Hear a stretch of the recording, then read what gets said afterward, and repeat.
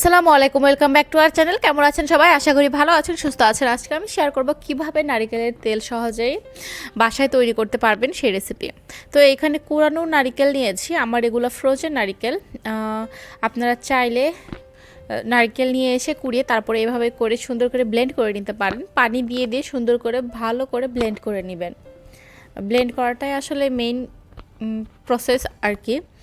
আর এরপরে এটা সুতি একটা বড় কাপড়ের মধ্যে নিয়ে সুন্দর করে হাত দিয়ে প্রেস করে করে সমস্ত যে নারিকেলের দুধটা হবে সেইটা বের করে নিতে হবে। তো একটু একটু করে আসলে সমস্ত নারিকেলটাই সুন্দর করে ব্লেন্ড করে এরপরে একসাথে নিয়ে সুন্দর করে চিপে নারিকেলের দুধটা আমাদেরকে কালেক্ট করতে হবে। তো নারিকেলের দুধ থেকে মেইনলি আমরা নারিকেলের তেলটা তৈরি করতে পারবো।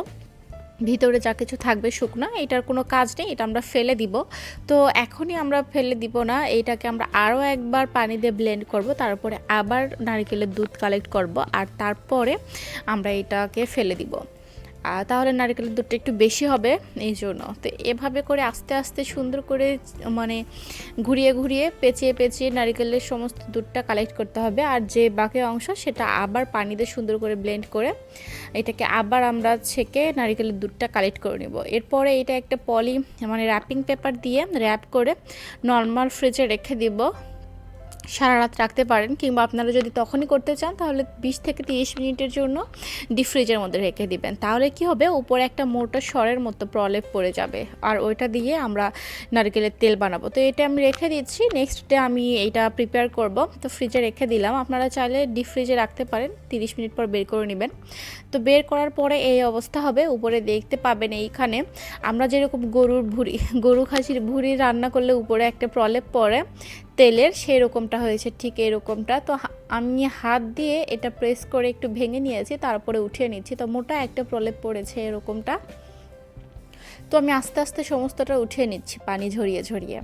আর পানির সাথে যে অংশগুলো আছে এগুলো আমি একটা ছাঁকনির সাহায্যে ছেঁকে দেন যেটুকু থাকে সেটা নিয়ে নিব, যাতে করে সমস্তটাই আসলে নিতে পারি, কোনোটাই নষ্ট না হয়, এই জন্য আর কি।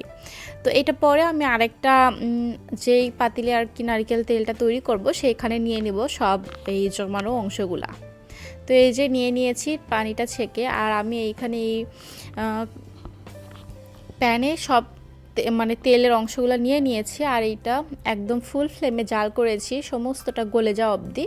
আর এরপরে আমি চুলার আঁচটা মিডিয়াম টু লো করে ফেলবো, একদম হালকা আছে, এটা মিডিয়াম আছেই জাল করে করে আমাকে তেলটা বানাতে হবে। তো দেখতে পাচ্ছেন হালকা হালকা করে চারদিক দিয়ে একটু একটু করে বোঝা যাচ্ছে যে তেল আসবে, তেলের আভাস পাওয়া যাচ্ছে এরকমটা। এখনও কিছু হয়নি সেরকমটা, আর অনবরত নাড়তে হবে।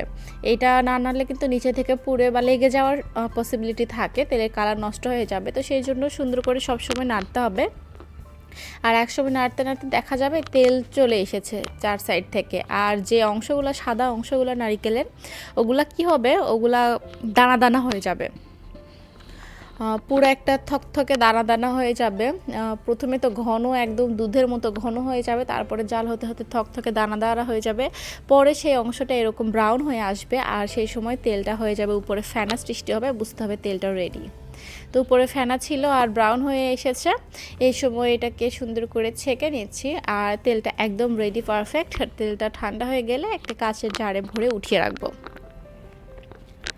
তো এই ছিল আমার নারিকেল তেল বানানোর প্রসেসিং, হোমমেড তেল। এই তেলটা আপনারা বাচ্চাদের খাবারে ইউজ করতে পারেন, বাচ্চাদের স্কিনে ইউজ করতে পারবেন, খুবই ভালো বাচ্চাদের স্কিনের জন্য, বড়দের ছোটদের সবার জন্য খুব বেশি ভালো। তো সবাই ভালো থাকবেন, সুস্থ থাকবেন, বাসায় ট্রাই করবেন। আজকে আমাদের এখানে বিদায় নিচ্ছি, আল্লাহ হাফেজ।